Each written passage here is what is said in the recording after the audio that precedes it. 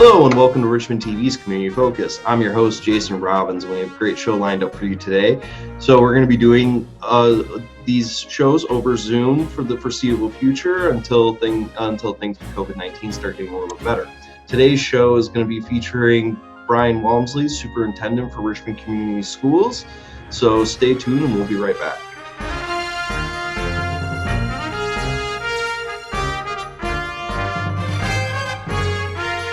Hello and welcome back to Richmond TV's Community Focus. I'm here now with Brian Walmsley, Superintendent of Richmond Community Schools. How you doing, Brian? We're doing awesome here. How are you? I'm doing well. Lack of events to record, but we're making do just like everybody else. Absolutely. We're all adapting. Yep, that's for sure. So with those, a couple weeks ago, the governor mandated that schools will be closed for the remainder of the year. How does that impact Richmond Community Schools as a whole? Well, it completely impacts our mode of instruction and how we're providing that to students and the support network. We've really had to rethink the operation and how we provide that instruction at each classroom level, at all levels, from a kindergarten level up to the graduating senior course. Okay. So are each school doing something different, or is it mainly the same idea that you have teachers reach out to their students, give them assignments, but with the way everything is, how is that working for teachers and students? So let me explain the big process so that everybody understands. Is when the governor issued the executive order, they required school districts to put together what's called a continuity of learning plan. That plan had to be submitted to the Macomb Intermediate School District, or the school's intermediate school district, for approval. So what we did as a district is we pulled together the administrative team. We pulled together the school improvement teams at each building, which consist of 6 to 8 teachers, not only classroom teachers, but also special education teachers, and in some cases, counselors.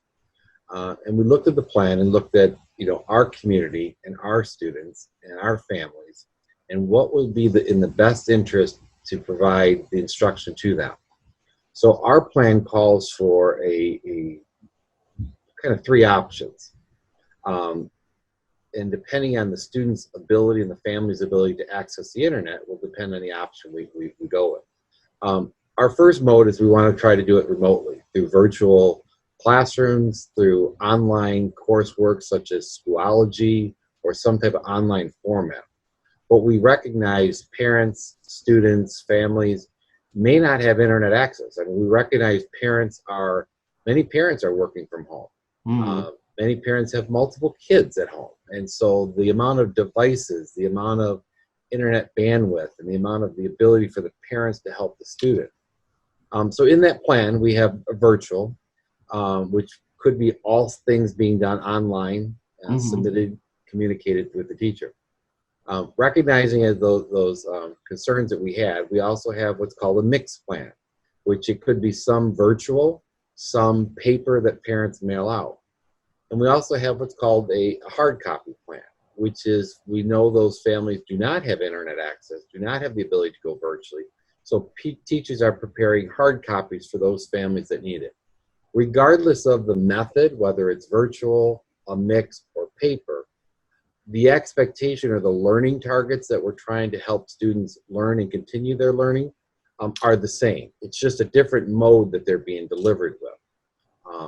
And one of the things that I am extremely proud of, and it's no surprise, but I'm extremely proud of how our staff have really adapted in a very short time. And if you think about it, we've been asked to flip the model of how we teach basically overnight. Mm-hmm. And so I'm very proud of our staff. So that's the basics of the plan from the educational end of how are we going to deliver instruction. Mm-hmm. There are other components of the plan that talk about how do we monitor students' progress. How do we communicate to students? How do we make sure that we're reaching out for families in need and providing the non-academic support, the social, the emotional well-being for students? Every plan has to be posted on the website. And what we've done as a district, which I think is pretty unique, is we not only have posted that plan, but every teacher has taken that plan and said, okay, how is this plan going to work for their particular course? Mm-hmm. And if you think about it for a minute, it's impossible for me to implement one plan for the district.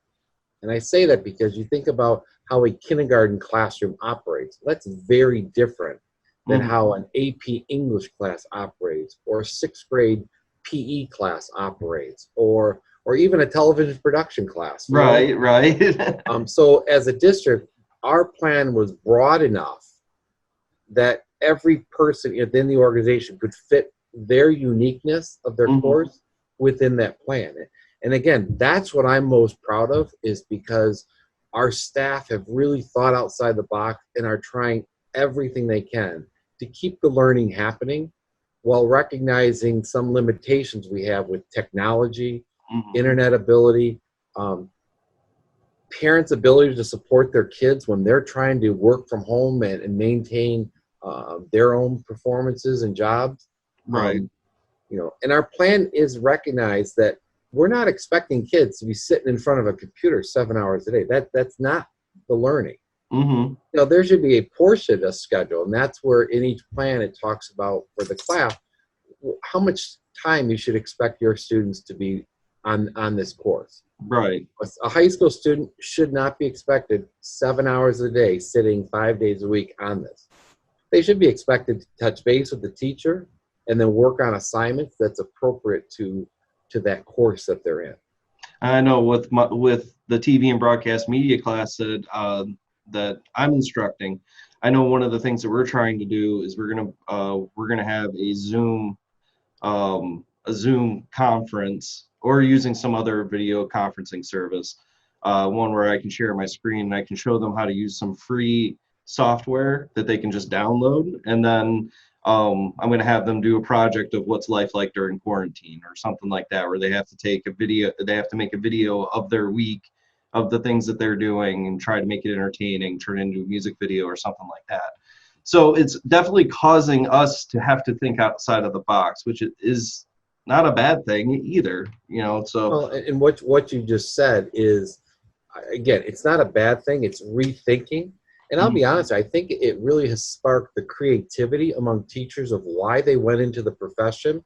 Mm-hmm. Over time, we get so many state mandates, and it can be perceived from a teacher perspective as, I'm just being told what to teach. That's not what I went into teaching for. Mm-hmm. I went into teaching because they want to inspire the learning in kids and use that creativity. And I really believe this has created a new spark. I mean, if you just look at the social media posts that we're seeing, there are so many things that I'm floored by. I am absolutely floored with the creativity and what our teachers have done. Mm-hmm. And the positive comments that we've had from parents and students, and the excitement. This was completely new to all of us. We did not, we were evolving and changing and really had to do this overnight. Right. And, on April, I believe it was April 1st, the governor announced the closure for the rest of the year. The guidelines for the plan came out April 3rd. We went to work during our official spring break in developing that plan, and had a plan in place by the end of that spring break so that we could train staff those first couple days back and get this plan going by the 16th. I can't thank our staff enough, because they have really stepped up the plate in looking at what's in the best interest of our kids. So let's change gears for a little bit, because another issue with schools being canceled is that this is a way for a lot of parents be able to feed their kids. So they have that expectation of reduced or free breakfast or lunch. Earlier, you guys were having we're already rolling out the same program that you guys had last summer to keep helping feeding families that needed help. So is anything changed from this past from when the COVID-19 pandemic started, and are you going to keep on going through until the next school year? Well, one of the priorities is we need to make sure our students have the nutrition and are fed. We have families in our community that regardless of the COVID, they're financially struggling. And so this is one avenue to help we can support. When the governor announced the closure of schools, even on the first 3-week moment, and then the permanent one, part of the requirements in order to keep your school aid fund to continue being paid for this year is not only did you have to have a continuity learning plan, but in the plan you had how are you going to continue feeding families. So we prior to the spring break, we ran Monday, Wednesday, and Friday were our delivery points. We ran 3 buses out in the community and created various drop-off points. We were averaging about 350 food distributions. We were handing food to 350 people. And when we handed the food prior to that, it was about 4 meals. So we're talking every time we did a delivery, we're talking about 1,400 meals that were made and delivered. Right. We took the week off of spring break primarily to give our staff an opportunity to kind of recruit. It's a lot of work. I mean, it's a lot of coordination and so forth, and give them that break. But it also gave us the time to rethink and reevaluate how we were going to deliver the food, knowing we're now going to have to continue this at least to the end of the school year.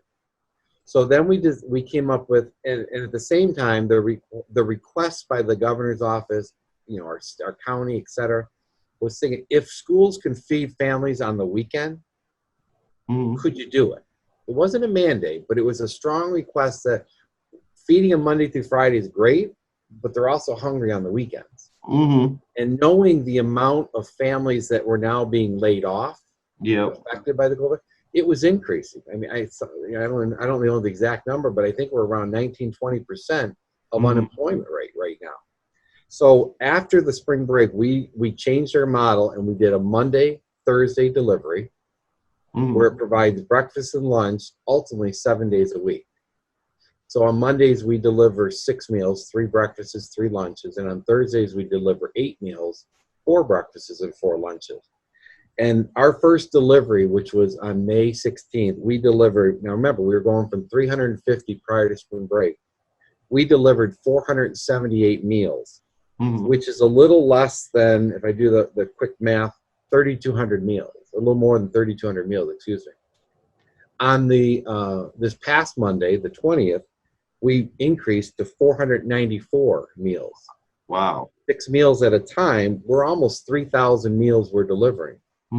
As of yesterday, we delivered 548 meals. Multiplied by 8 meals, you're talking 4,300 meals were delivered yesterday. Every day it's been increasing. So the need is out there, and as parents are trying to cope with whether they've been laid off or whether they have reduced, whatever it is, people's instinct is they need to provide for their basic needs, which is food. And it's not just for free and reduced lunch families. It is for anybody who shows up at a stop. The other thing we included was we went down to 2 bus runs, a north and a south, but we also did a drive-by pickup that we were allowed come into Lee bus loop, in the bus loop at Lee. We'll hand you the food or put it in your trunk or put it in your back seat, and you can keep going. So that's an option for families too. Then, as you can see by the numbers, the need is out there, and I am again, I can't thank our food service staff enough, as well as our paraprofessionals, our media specialists, our Title I, our special ed, the child care workers, who have all been reassigned to the food service to help prepare basically 4,400 meals every time. I mean, that's a lot of lunches and breakfasts. It is a lot. It's impressive that they're able to get something like that out, and it really speaks to how well that the school is coming together throughout this unprecedented time. There is, when I've happened to be in the kitchens and when they're preparing them, the stories that our staff know, because they know specific families that need that support. They know them through the school year, and they even worry about them more now. And for them as a staff to step up and say, I'm doing this for these families, it speaks volumes of the commitment our staff have to our community, and the connection our community has. And so I am very proud of them. I can't say it enough. All right. Is there anything else you'd like to add? Well, I would like to just, as a broad project, we're still in the bond planning stages. We're doing Mm-hmm. virtual bond meetings right now. Mm-hmm. In the other room, in my conference room, you'll see the carpet swatches, paint swatches, tile. The elementary plans are almost finished, that they're going to be going out for bid very soon, with the intent that we're going to break ground this fall for the addition. The middle school and high school plans, we are in the final stages of the middle school. I shouldn't say final. We're probably about 60% through the middle school. We got the basic concept designs done. Okay. We're tweaking a little bit. And then once that's set, the architects will go through and do all the mechanical, the electrical, once we have the design. Mm-hmm. High school, we're probably at the 25% stage. We got the basic design drawn. We haven't gone through the process of, with all the different groups, like the high school team, the athletics and robotics, et cetera. We're still in that phase, but we're still moving forward. Our plan is to, obviously everything's depending on the governor's orders and what we can do. Right. After Memorial Day, around May 26th, to start digging out the field and beginning the turf project. You may see surveyors around the school right now, or markings.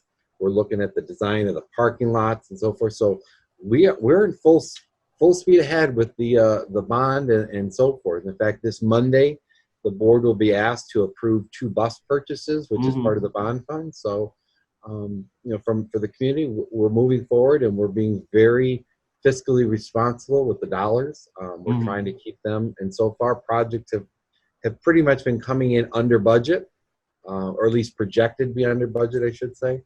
The turf, when we bid it, is under budget. So that's good news. Very good news. Those funds can be either reallocated to other projects within the scope of the bond, or just set aside, because as things go up, we have contingency that in case prices go up and so forth. We don't know all that, but no, we're moving forward. It's exciting. It's very exciting, and those plans will be put on the website as we finalize. So I encourage people to go to the website, not only for our learning plan, but also for the bond updates. Okay. All right. And that website is www.richmond.k12.mi.us. Correct. Absolutely. All right. Thanks, Brian, for joining me today and giving us this update. I know with everything going on, and you're still keeping yourself really busy. So thanks for taking time out of your day to talk to us. No problem. Stay safe. Yep. You too. You can view this and any other program on our Richmond TV YouTube channel. Just go to youtube.com, search Richmond TV 12, and you'll find our channel. For anything that we've talked about today, all links will be in the description below if you're watching this on YouTube. You can also check us out on Comcast Channel 6. And thank you for joining us, and stay safe and stay healthy.